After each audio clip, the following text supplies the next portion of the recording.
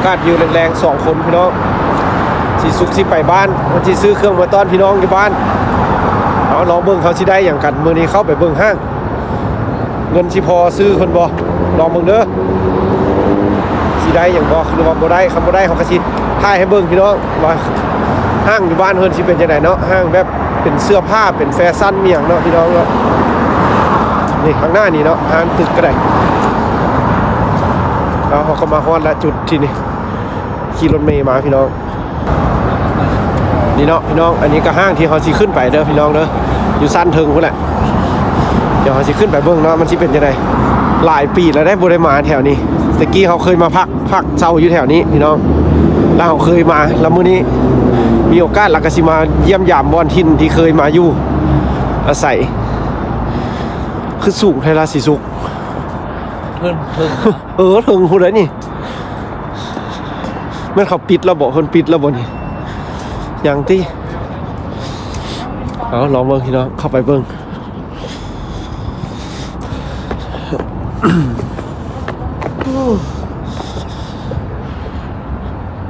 เป็นสถานที่เก่าที่เขาเคยมาพี่น้องเพราะว่าได้มาอยู่นี่อาศัยอยู่นี่ตอน2 ปีหลังเขาอยู่หันเนาะพี่น้องหลังตึกตัวนี้ไปเขามาเช่าเฮือนอยู่นี่แล้วเขาเคยมาห้างนี้มื้อนี้สิลองเข้าไปเบิ่งเอาเป็นแนวใดอยู่ข้างในเอาสิถ่ายเบิ่งเด้อเอาเข้ามาในแล้วพี่น้องขึ้นสั้นถึงเลยเนาะโอ้มีร้านอาหารนี่เด้มีร้านอันขายอันผักขายมีขายแนวของกินเลยเด้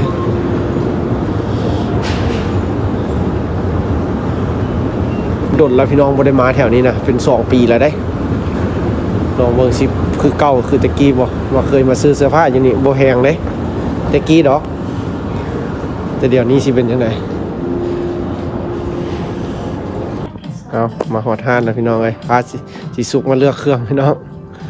ตัวใดก็มักตัวใดก็คักคันมาหาเครื่องนุ่งนี่นะเนาะเอาเลือกมึงดูบ่แพงปานใดติราคาบ้านเฮาติอยากแพงอยู่เนาะถือว่าห้านแนวนี้ถือว่าถึกสุดละห้านนี้นะพี่น้องเอ้ยเครื่องนุ่งหักตัวนึงก็500,000ขึ้นพี่น้องเครื่องนุ่งนะตัวละ4-500,000ขึ้นหลายพี่ได้สิสุกข้างนี้พี่ดิมาย่างลิ้นห่านพี่น้องเอ้ยเบิ่งเสื้อผ้าห่านบ้านนาภูเขาควายกำลังเลือกเสื้อผ้าพี่น้องเอ้ยเกี่ยมที่เตงล่อบางเทื่อมีผู้สาวมักขึ้นมา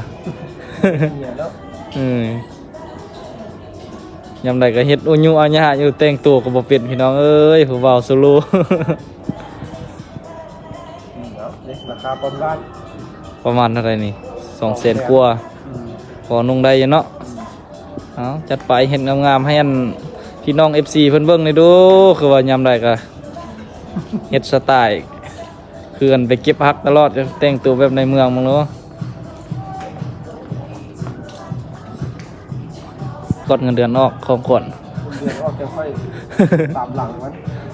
เพิ่นให้เอาเงินให้นี่แม่ตู้เหรอเป็นเงิน YouTube เด้อแม่ให้เด้อแม่ตู้เพิ่นเอาให้ Администратор, подойдите на кассу, пожалуйста. ได้แล้วฮะเบิ่งสีขาวให้รู้จับตูดให้รู้ฮะได้สีขาวปอ150 โลพุ่นติอันนี้น่ะนุ่ง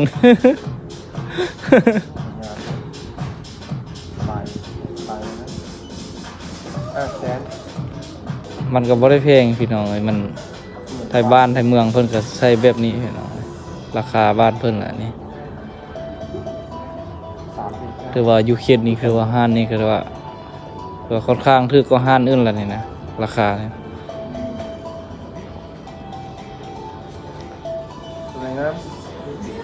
ตัวงามก็อันเดียวกันนี่นะเอาเสื้ออะไรสิเอาอย่างอีกวะนี่เปลี่ยนได้เกือบมันโอ้ยมึงไหมพี่น้องเอ้ย นะนี่ บ่แม่นหัวขวัญเลยพี่น้องมันตลก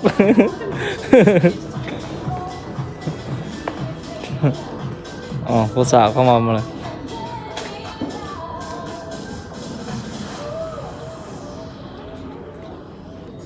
Рубашечка колоноскопик. ฮอดฤดูแล้งแล้วพี่น้องเอ้ยบ้านนาภูเขาควายก็จัดชุดงามๆไว้นุ่งย่างเลาะถ่ายคลิปพุ่นน่ะเบิ่งสาวรัสเซีย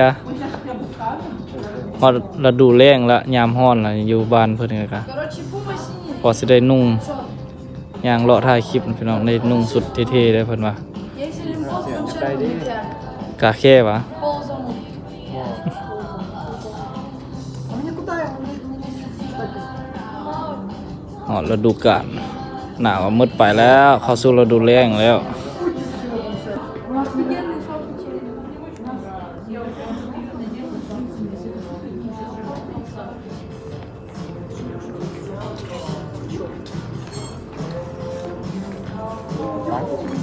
ลองก็ได้เนาะไปลอง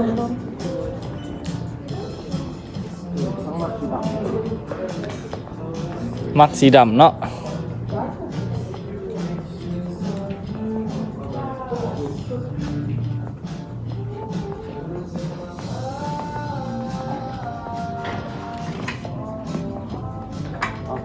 ลองได้ตัว เอา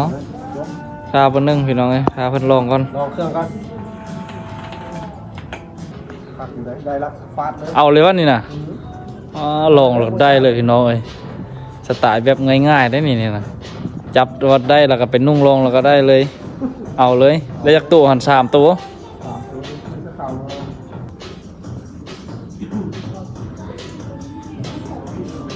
เช็คบินเบิ้งทึกเท่าไหร่ฮะประมาณเท่าไหร่ล้านหนึงเหรอ Пакет нужен?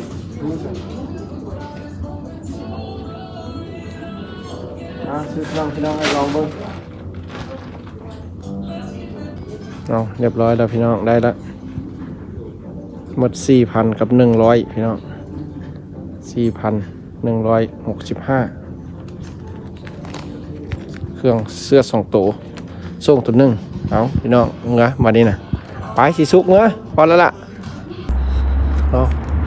เมื่อพี่น้องไอ้บ้านนี่นะสีสุกก็ได้สุดหนึ่งเราก็ได้สุดหนึ่งเอาย่าง2 บาทนาภูเขาควายย่างอย่างเดียวพี่น้องเลย เมื่อฮอดเงินแล้วนุ่งลองให้เพิ่นพี่น้องเพิ่นแม่ เออ ซื้อมาเงินงกอะไรแล้ว เออ คือบ่คือบ่ ต่างย่างลิ้นพี่น้องเลยบ้านนอกเข้าในเมืองสิแหละพี่น้องเอ้ยสไตล์เขามาอยู่บ้านเพิ่นกันเลาะสิละโอ้แถวนี้ก็งามเนาะแถวนี้เนาะมีห้านอาหารหลายเด้นี่มีแต่ห้านกินเด้นี่นี่ก็จะเป็นเทคเด้นี่ ประเภทห้านรู้สึกว่าหลายแห่งอยู่ประเภท ภาษีสุกรัวๆห้านที่2พี่น้องเอาเพิ่นสิเมือลาวละเลาะให้เต็มที่2 กับ 2ไปมาเลาะเข้าห้องน้ำซื่อๆเด้อพี่น้องเอ้ยซอกหาห้องน้ำบ่เห็นโอ้ยภาษีสุกรัวๆเลย2 ห้างพาเพิ่นเลาะห้างเพิ่นอยากเลาะให้สมใจในเมือลาวแล้วสิบ่ได้เห็นเพิ่นว่าซอกห้องน้ำ เนาะซอกห้องน้ำ บ่ได้มาซื้อเครื่องเลยเนาะซอกเข้าห้องน้ำ โอ้ตึกบักใหญ่บ่มีห้องน้ำเดี๋ยวเอาเห็นห้องน้ำแล้วพี่น้องไปเมื่อเข้าห้องน้ำ สิสุกเจ็บท้องพี่น้องพาเพิ่นซอกห้องน้ำเอาซอกเมื่อพี่น้องบัดนี้น่ะ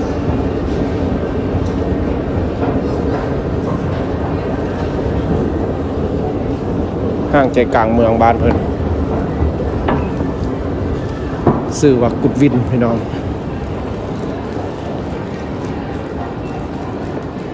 เนี่ยมีตู้กดเงินนี่เดี๋ยวอยู่ในกันเลย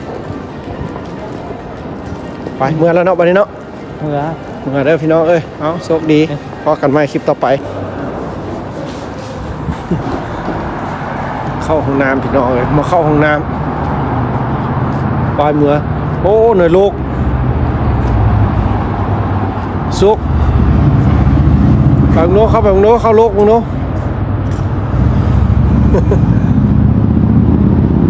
พี่น้องเอ้ยเมื่อบัดนี้นะ แย่งงามวะ มืดเลยนี่นะไปเป็นโลกนั้นคือสีแจ้ง ไปเป็นโลกนั้นโลกนี้คือสีแจ้งพี่น้อง